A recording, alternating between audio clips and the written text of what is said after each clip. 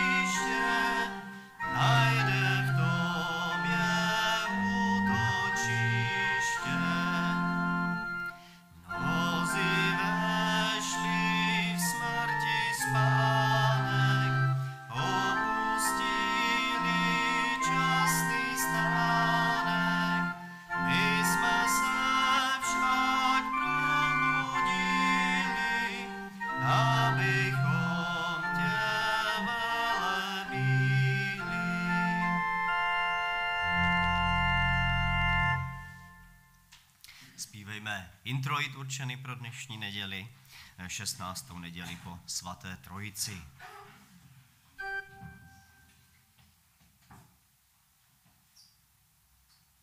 Hospodine, tebe vyvyšuji, neboť si mě vytáhl z hlubin.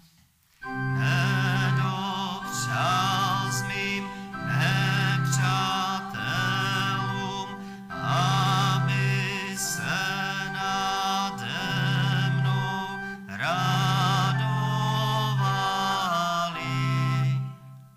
Hospodine, Bože můj, k tobě jsem volal o pomoc a uzdravil jsi mě. Vyvedl jsi mě z podsvětí, zachoval jsi mě při životě. Hospodine, slyš a smiluj se nade mnou, buď mi pomocníkem. Bože můj, budu ti věčně vzdávat chválu. Chvála buď Otci i Synu i Duchu Svatému, jak bylo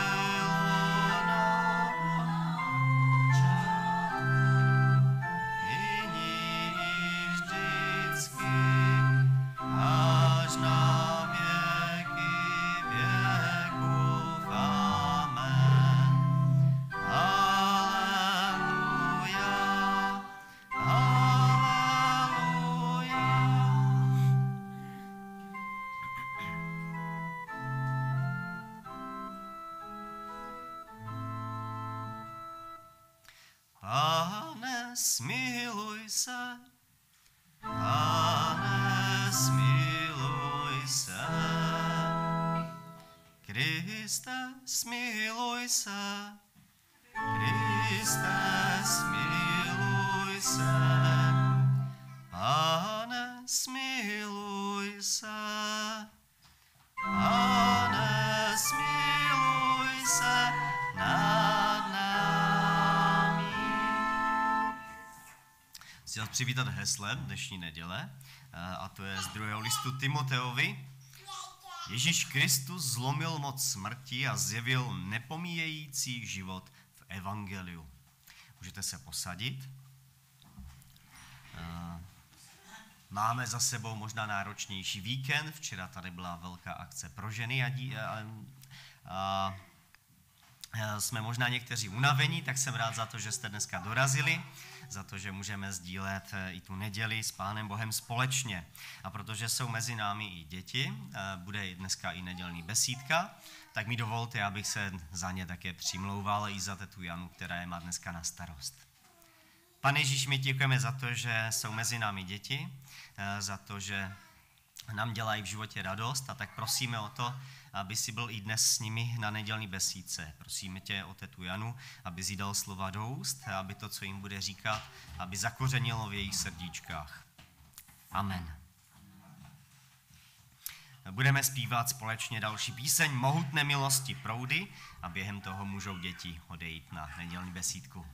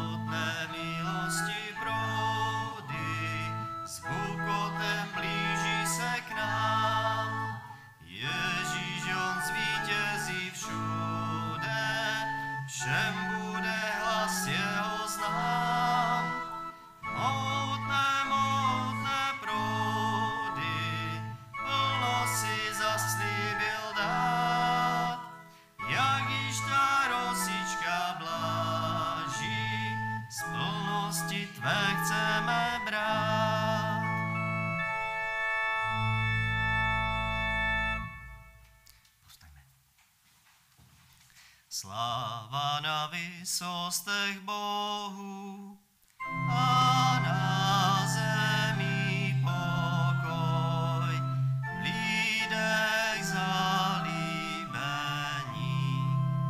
Modleme se.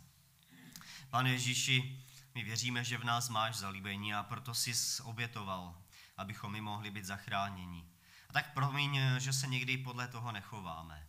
Děkujeme ti za tu příležitost dnešní, že můžeme opět stát před tebou v takové pokoře a sklánět se před tvou velikostí a před tvou láskou k nám.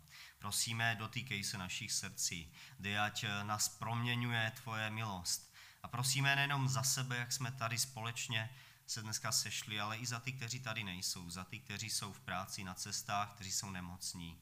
I za ně se přimlouváme, i buď s nimi v jejich těžkostech i v jejich radostech. Prosíme o tvého Ducha Svatého. Amen. Pán Bůh budiž s vámi i s duchem tvým. Vyslechněte biblické texty a ten starozákonní text poprosím Jarku o přečtení. Je to závěr žalmu 68.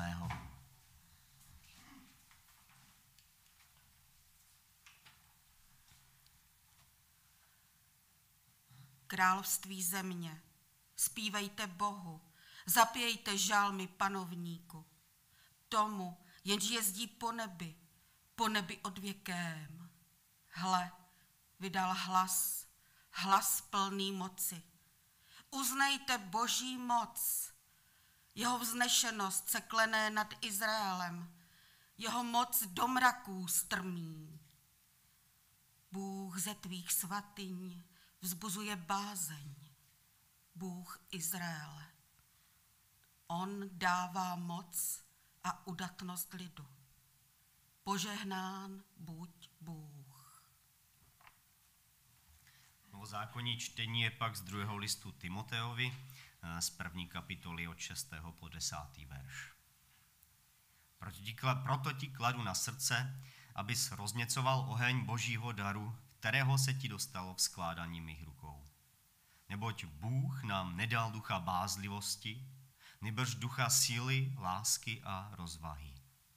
Nestyď se tedy vydávat svědectví o našem Pánu. Ani za mne, jeho vězně, se nestyď, nýbrž snášej spolu se mnou všecko zlé pro evangelium.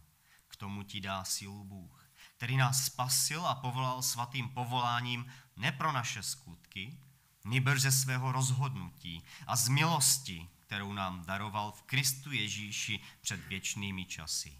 A nyní zjevil příchodem našeho Spasitele Ježíše Krista. On zlomil moc smrti a zjevil nepomíjející život evangeliu.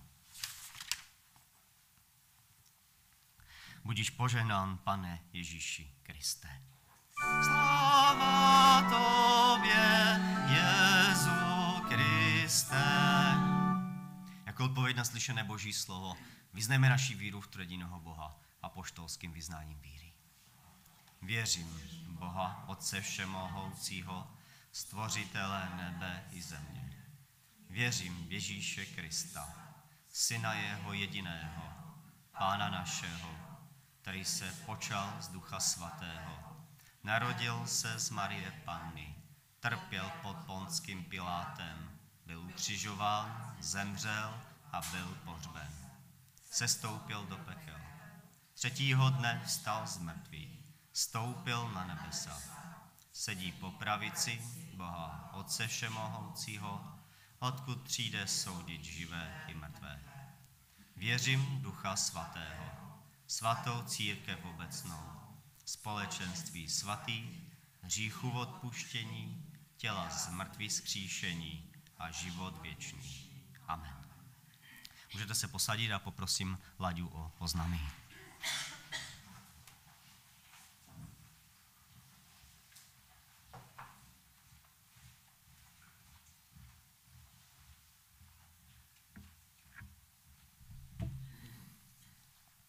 Přeji vám všem krásné nedělní dopoledne, asi první podzimní, podle toho počasí. Dneska už to počítají na hodiny a minuty, takže podzim prý nastal včera 8:50. Na úvod bych chtěl ještě jednou poděkovat za všem těm, kteří se podíleli na tom včerejším setkání pro ženy a dívky. Ten sál byl úplně plný, takže ještě jednou děkujeme. Dnes 15 hodin biblická hodina, vedení má bratr Lukáš. Ve středu hospíc 15, modlitevní 17. V pátek v 17 hodin dorost. Příští bohoslužby budou speciální, na starosti je má dorost a téma těch bohoslužeb je učitel Ježíš. Slovem bude kázat bratr Michal Mazur. Takže všichni jste srdečně zváni. Když půjdete ze sálu, můžete si vzít i malé pozvánky a můžete je někomu dát. O úklid příští týden poprosím sestru Jarku Kalinovou. Oslavenci. 17.9. oslavila narozeniny Hečková Dorotka, 23.9. Backa Benjamín. A chcem jim přát tím nejkratším žalmem, který to je? Správně, 117. Chválte Hospodina všechny národy, všichni lidé chválte ho zpěvem. Neboť se nad námi mohutně klene jeho milosrdenství, Hospodinová věrnost je věčná. Haleluja. A já jsem včera večer ještě trošku sdílel dojmy z toho setkání tady sester A jeden kamarád jsem mu psal, že to bylo super, to mi poslal takovou odpověď. Hele, je fajn, že to bylo super, ale posílám ti takový jeden křesťanský vtip. Hodina náboženství. Kněz se ptá: Pepíčku, řekni nám, kdo byl prvním člověkem? Pepíček odpoví: Adam. Správně. A jaký hrozný trest na něj Hospodin seslal? Řekl bych, že Evu.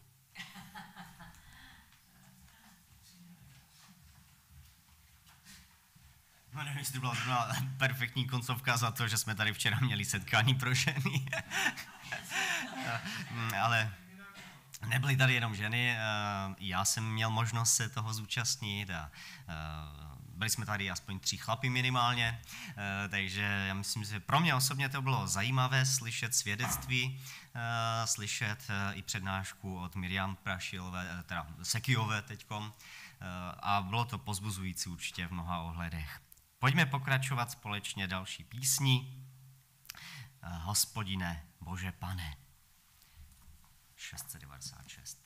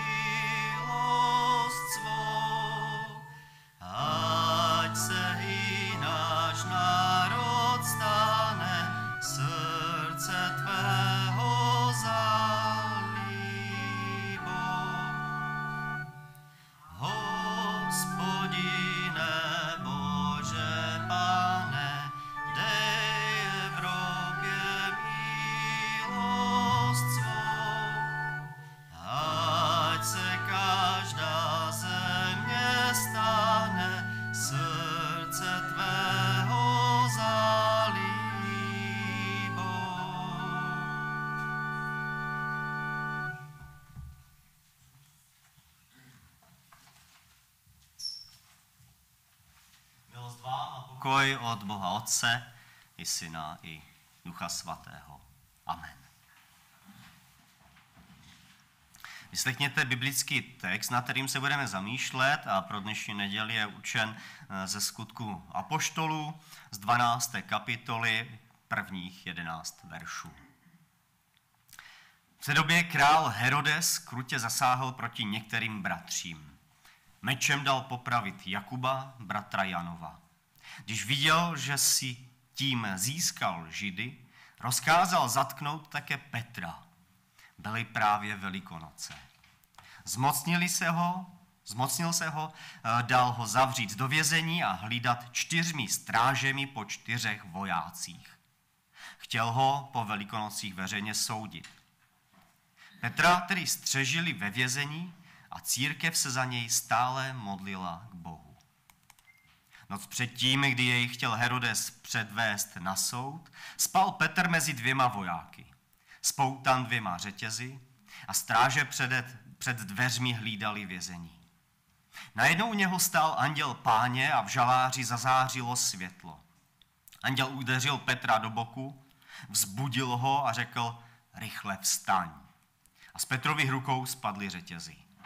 Anděl mu řekl: opásej se a obuj se. Petr to udělal a anděl ho vyzval: vezmi si plášť a pojď za mnou. Petr následoval tedy anděla ven z vězení, ale nebyl si jist, zda to všechno je skutečnost. Myslel si, že má vidění. Prošli první stráži, pak druhou a přišli k železné bráně, která vedla do města. Ta se jim sama od sebe otevřela. Vyšli ven, prošli jednou ulici a tu mu náhle anděl zmizel. Teprve nyní se Petr vzpamatoval a řekl: teď už vím, že Pán opravdu poslal svého anděla, vysvobodil mě z ruky Herodovi a uchránil od toho, co si přál židovský lid. Pane a Bože, prosíme tě o to, aby i tento příběh z Petrova života, aby k nám dnes promluvil. Amen. Můžete se posadit. Milé sestry, milí bratři, milí posluchači přes internet, Minulou neděli jsme se tady nesešli, protože probíhal evangelický den v Bystřici. Kdo jste z jakéhokoliv důvodu nemohli dorazit, můžete se podívat na záznam, ale jak to víte, záznam nikdy nedokáže zprostředkovat tu atmosféru, ta osobní setkání, která jsme tam mohli třeba, kteří jsme tam byli, prožít. A já jsem si ten evangelický den osobně moc užil, potkal jsem tam spoustu známých a mohl jsem mít krásné rozhovory. A jak tady bylo zmíněno včera, tady proběhla zmiňovaná přednáška právě pro ženy. Taky požehnaná chvíle, a i když nám počasí moc nepřálo, tak přesto jsme prožili nádherné okamžiky. I tady uvnitř, všichni jsme se tady nějak vlezli, i s občerstvením. Pán Bůh nám to dopřál. A dnes máme 16. neděli po svaté trojici, jak zamýšlení je určený biblický text ze Skutků svatých apoštolů. Známý příběh o tom, jak je Petr zatčen a zázračně vyveden andělem Páně z vězení. Začnu ale trochu jinak, trochu netradičně, takovou malou kvízovou otázkou. Kolik Herodů znáte z Bible? Přesněji z Nového zákona.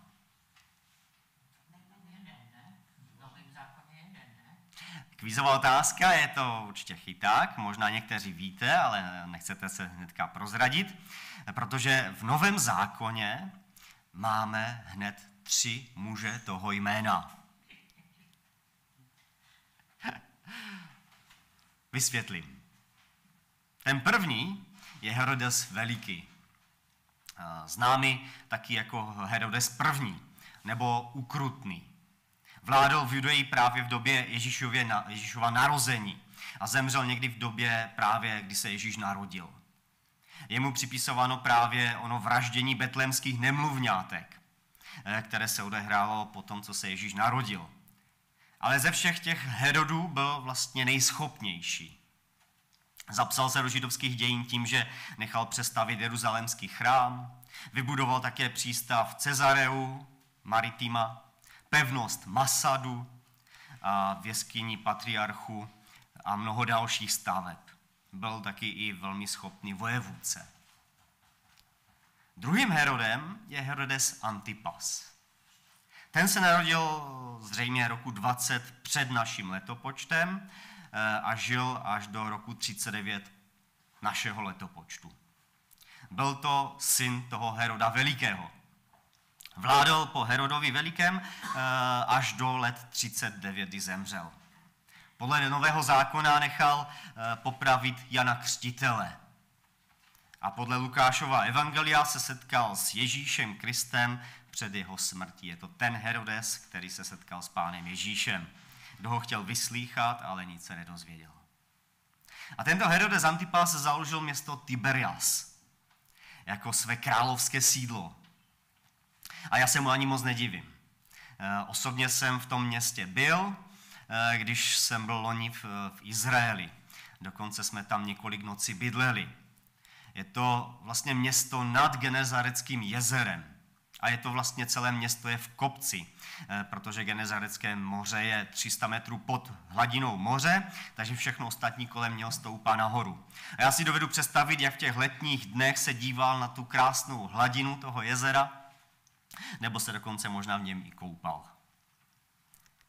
Tento Herodes byl nakonec poslán do vyhnanství císařem Kaligulou a tam také zemřel. A posledním Herodem je pak Herodes Agrippa I. Narodil se 10 let před naším letopočtem a zemřel v roce 44 našeho letopočtu. Byl králem Judeje vládnoucím právě v letech 41 až 44. A vlastně to byl vnuk Heroda Velikého. V roce 41 byl Kaligulou jmenován králem nad Judeou, stal se dokonce konzulem, což mělo takovou velikou společenskou hodnotu.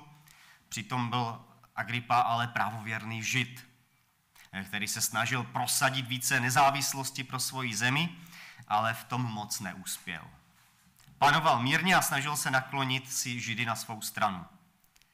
Z povolnosti vůči ním dal popravit právě apoštola Jakuba a apoštola Petra uvěznit. Tak to byl takový malý exkurs. Možná jste to viděli, možná to bylo pro vás nové.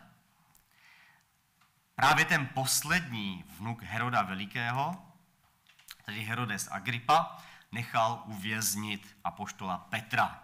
Nebyl to teda ten samý Herodes, který vyvraždil nevinné betlémské děti, ani ten samý, který se setkal s Ježíšem. Protože se Herodes chtěl zalíbit lidu, nechal popravit, jak jsem zmiňoval, Jakuba, bratra Janova, a také uvěznit toho Petra. Myslel si, že se tím nějak zalíbí Židům, protože křesťanství se začalo v té době velmi šířit a pravověrní Židé jej považovali za sektu, které se chtěli zbavit. A Herodes si to asi zřejmě uvědomoval a chtěl té situace nějak využít ve svůj prospěch, proto nechává zatýkat Petra. A moje první myšlenka tedy je, komu se chceme zalíbit my. Možná je to trochu provokativní otázka, ale je pravdivá. Každý se chceme někomu občas zalíbit. Své ženě, svému muži, svým rodičům, svým dětem. To je přirozené a možná normální. Ale tím to nekončí. Člověk se často chce zalíbit i mnoha dalším. A já si kladu otázku, je to špatně nebo dobře? No popravdě řečeno, může to být tak i onak. Zalíbit se někomu v dobrém slova smyslu tím, že za nás budou mluvit činy milosrdenství například, nebo činy lásky, je určitě v pořádku. Ale zalíbit se někomu jen tím, že mu budu dávat za pravdu, nebo mu vycházet nějak vstříc, i když budu vědět, že to není správné, nebo že je to špatně, tak to určitě není v pořádku. Především bychom měli ale usilovat o to, abychom se zalíbili Pánu Bohu. On v nás má zalíbení. To slycháváme každé Vánoce, když andělé provolávají sláva na výsostech, Bohu a na zemi pokoj mezi lidmi. Bůh v nich má zalíbení. Ano, Bůh v nás má zalíbení. Ale je to i naopak. Mám já zalíbení v Bohu? To je otázka, na kterou si musíme sami odpovědět. Pojďme se ale vrátit do toho příběhu. Petr je zatčen a uvězněn. Herodes z něho musel mít docela slušné obavy, protože nám nezvyklé skutky apoštolů uvádějí, že ho nechal hlídat 4 strážemi po 4 vojácích. To tedy znamená, že je hlídalo 4x4 je kolik? 16 vojáků. Jednoho vězně na střídačku hlídalo 16 vojáků. To je docela dost, si myslím. Petrovi činy asi zbuzovaly v očích mocných a těch, co ho ti, co bránili židovské pravověři, opravdu asi velké obavy a strach. O čem vypráví náš život a naše skutky? Ten Petru vyprávěl o Ježíši a byl ochotný pro něj i podstoupit příkoří ze strany druhých lidí. A já jsem to dnešní kázání nazval Vezmi si plášť a pojď za mnou. Asi už tušíte proč. Protože ten anděl Páně, který přijde za Petrem do vězení, tak tam čteme tato slova. Předtím, kdy jej chtěl Herodes předvést na soud, spal Petr mezi 2 vojáky, spoutan 2 řetězy a stráže před dveřmi hlídali vězení. Najednou u něho stál anděl Páně a v žaláři zářilo světlo. Anděl udeřil Petra do boku, vzbudil ho a řekl, rychle vstaň. A z Petrových rukou spadly řetězy. Anděl mu řekl, opásej se a obuj se. Petr to udělal a anděl ho vyzval, vezmi si plášť a pojď za mnou. Chtěl bych se vás zeptat, jaké hrdiny znáte? Teď myslím ty televizní, filmové, reálné nebo i vymyšlené. Určitě byste uměli vyjmenovat spoustu hrdinů, Marvelovky a tak dále. Co mají ti hrdinové často společného? Opravdu ti největší. Ano, Superman má plášť, Batman má plášť a mnoho dalších mají ještě pláště. A mě dodnes vrtá hlavou, proč anděl Páně chce po Petrovi, aby si nezapomněl vzít svůj plášť. když ho vyvádí z vězení? Měli byste někdo na to odpovědět? Proč anděl Páně mu říká, a nezapomeň si vzít ten plášť?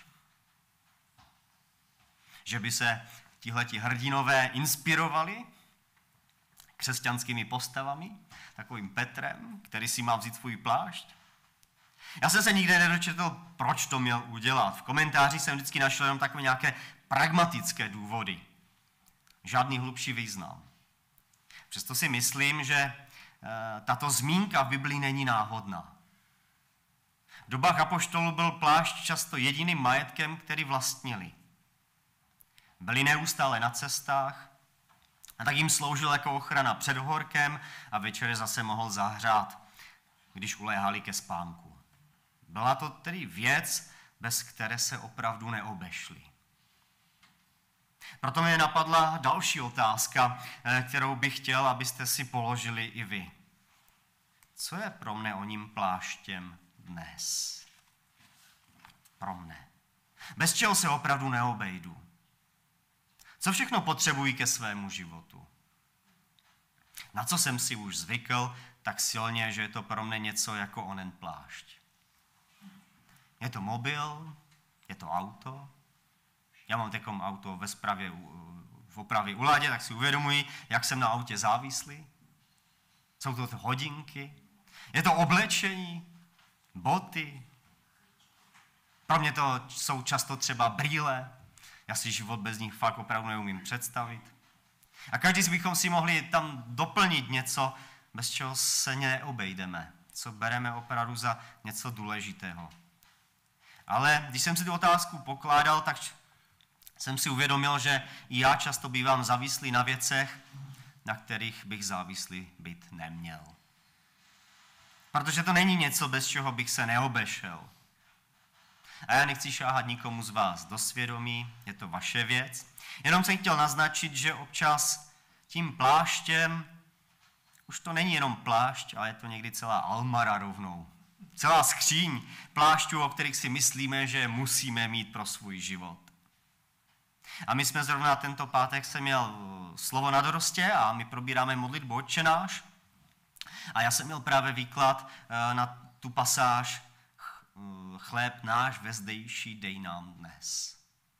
A tak jsem těm dorostákům vlastně vysvětloval, že poprvé se setkáváme v tom, že Ježíš učí se modlit chléb náš, ne můj. Ježíš učí nesobeckosti. Abychom i pro to, co potřebujeme ke svému životu, pro to nejnutnější, tak abychom mysleli i na druhé. Chléb náš dej nám dnes.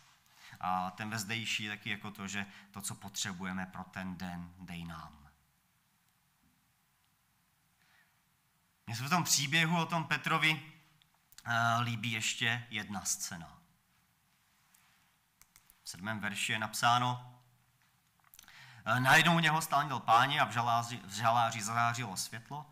Anděl udeřil Petra do boku, vzbudil ho a řekl: rychle vstaň, a z Petrových rukou spadly řetězy.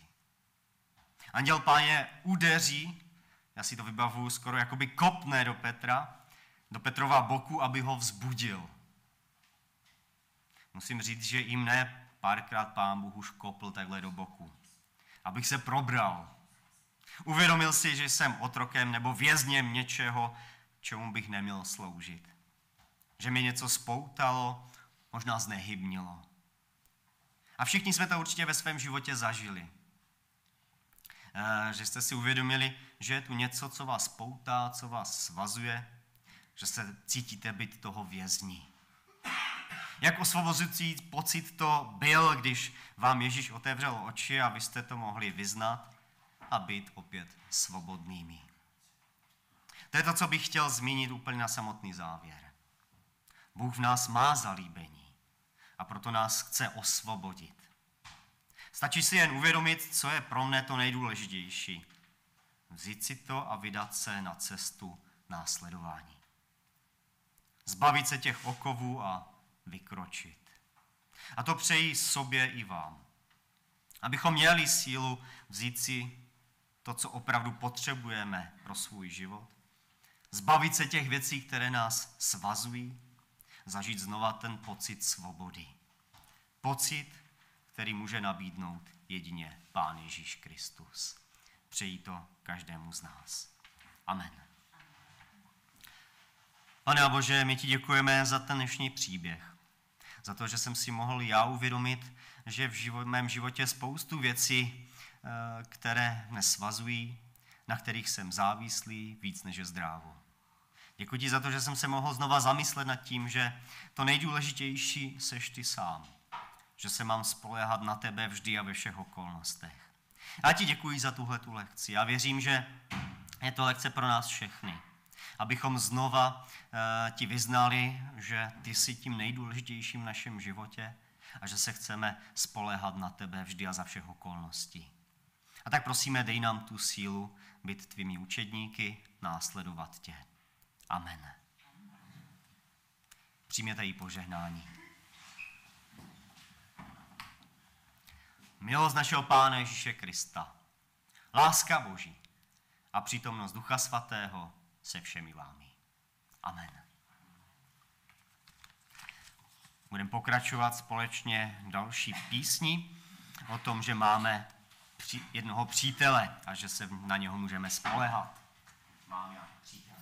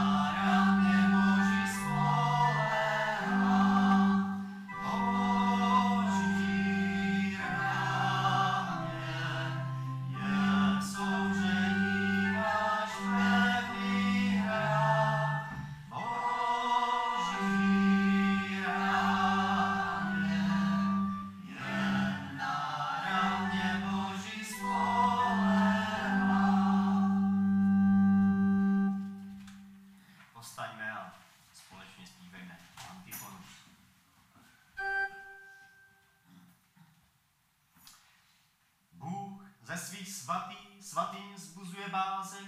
Haleluja.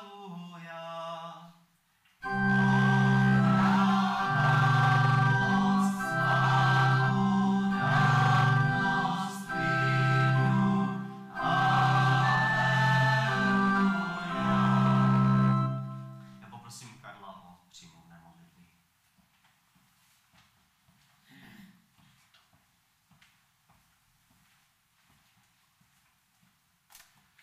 Pane Ježíši, taky děkujeme za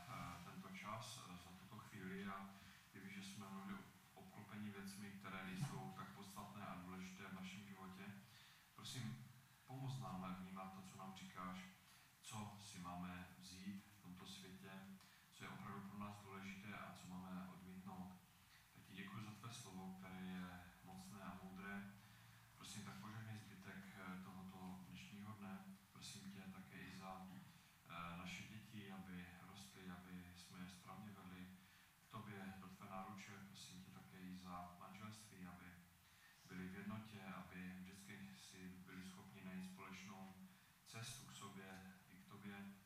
Prosím tě i za nejstarší generaci, aby tak i ona prožívala tvou blízkost, tvou naději. Prosím tě také i za to, abychom byli opravdu tím světlem v tomto světě a prosím požehnej zbytek tohoto dne. Děkuji. Amen. Amen. Zavolejme společně našemu nebeskému Otci modlitbou Otče náš. Otče náš, který jsi v nebesích, posvěď se jméno tvé, přijď království